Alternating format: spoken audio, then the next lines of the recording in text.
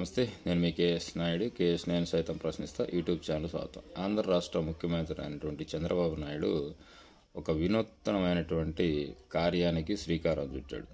నిజం, ఎందుకంటే చంద్రబాబు అంటేనే టెక్నాలజీ అంటుంటారు కాబట్టి ఆ టెక్నాలజీని బాగా వాడేటటువంటి పరిస్థితికి వచ్చింది. సో ఆయన ఈ వృత్తిదారులైనటువంటి ఎవరైతే ఉంటారో వాళ్ళని కూడా ఆదుకోవాలనే ఒక ఉద్దేశంతో ఒక కొత్త విధానానికి శ్రీకారం చుట్టాడు. అదేంటంటే వృత్తిదారులను ఆదుకునేందుకు ముఖ్యమంత్రి చంద్రబాబు నాయుడు ఆదేశాల మేరకు హోమ్ ట్రయాంగిల్ యాప్తో మెప్మా ఒప్పందం చేసుకుందంట అని టీడీపీ వెల్లడించింది. 20,000 మంది టెక్నీషియన్లకు మెప్మా శిక్షణ ఇస్తుంది. టీవీ, ఏసీ, ఫ్రిడ్జ్, కంప్యూటర్ మరియు తదితర 30 రకాల డివైజులు పాడైతే టెక్నీషియన్లు ఇంటి వద్దకే వచ్చి తక్కువ ధరకే బాగు చేస్తారు. ఎంఏఆర్ నుంచి 123 పట్టణాల్లో ఈ సేవలు అందుబాటులోకి వస్తాయి. ఒక్కో టెక్నీషియన్కి 20 నుంచి 25 వేల రూపాయల ఆదాయం ఉంటుంది అన్నది ప్రభుత్వం చెప్పినటువంటి అంచనా.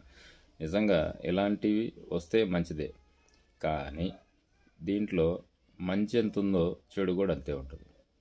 వీళ్ళు ఈ మెప్మా ఆర్గనైజేషన్ కింద ఎవరైతే ఈ టెక్నీషియన్స్ని రిక్రూట్ చేస్తారో వాళ్ళకి ఎక్విప్మెంట్ ఇవ్వడం, వాట్సాప్ ద్వారానో లేకపోతే ఏదో ఒక సాంకేతిక పరిజ్ఞానం ద్వారా వీళ్ళకి జీవనోపాధి కల్పించడం అనేది మంచి ఆలోచనే. కానీ దీనివల్ల ఏదైతే కంపెనీలు ఉంటాయో, ఫర్ ఎగ్జాంపుల్ ఏసీ మిషన్లను ఉత్పత్తి చేసేటటువంటి కంపెనీలు కానీ, ఫ్రిడ్జ్లు మ్యానుఫ్యాక్చరింగ్ కంపెనీస్ కానీ, లేకపోతే ఇంకోటి కానీ వగైరా వాళ్ళకంటూ కొన్ని ఫ్రాంచైజ్ ఉంటాయి.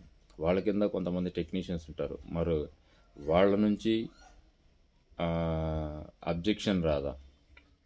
ఖచ్చితంగా వస్తుంది. ఎందుకంటే మనం ఇలా చేసుకుంటూ పోతే ఆ కంపెనీల తరఫున కూడా కొంతమంది సర్వీస్ పాయింట్లు పెట్టుకొని ఉంటారు. ఆ సర్వీస్ పాయింట్లో కొంతమంది మ్యాన్ పవర్ ఉంటుంది. వాళ్ళకి కంపెనీ వాళ్ళు జీతాలు ఇస్తుంటారు. సో వాళ్ళకి వర్క్ తగ్గుతుంది కదా, అప్పుడు కంపెనీకి లాస్ కదా.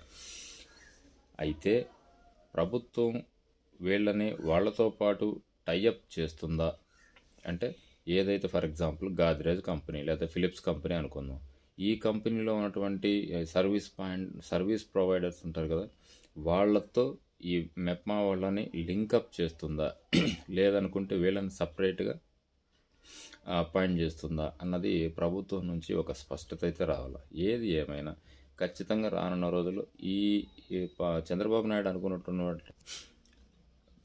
నాయుడు అనుకునేటటువంటి ఆలోచన మంచిదే, కానీ దీన్ని వాళ్ళకు కూడా అంతరాయం కలగకుండా వాళ్ళ కంపెనీల్లో పనిచేసేటటువంటి ఉద్యోగుల మీద కూడా దీని ప్రభావం పడుతుంది. ఎందుకంటే వాళ్ళతో పని లేనప్పుడు వాళ్ళకి జీతాలు ఇవ్వాల్సిన అవసరం లేదు కదా. ఇప్పుడు ప్రతి కంపెనీ కొన్ని ఇన్స్ట్రుమెంట్స్ కానీ లేకపోతే ఎక్విప్మెంట్స్ కానీ బయట మార్కెట్లోకి రిలీజ్ చేసినప్పుడు వాళ్ళకి ఏదైనా ప్రాబ్లం వచ్చినప్పుడు డైరెక్ట్గా వారంటీ పీరియడ్లో కంపెనీ వాళ్ళని అప్రోచ్ అవుతారు. సో కంపెనీ అప్రోచ్ అయినప్పుడు వాళ్ళే వచ్చి ఫ్రీ సర్వీస్ లేకపోతే పెయిడ్ సర్వీస్ ఏదో చేస్తుంటారు.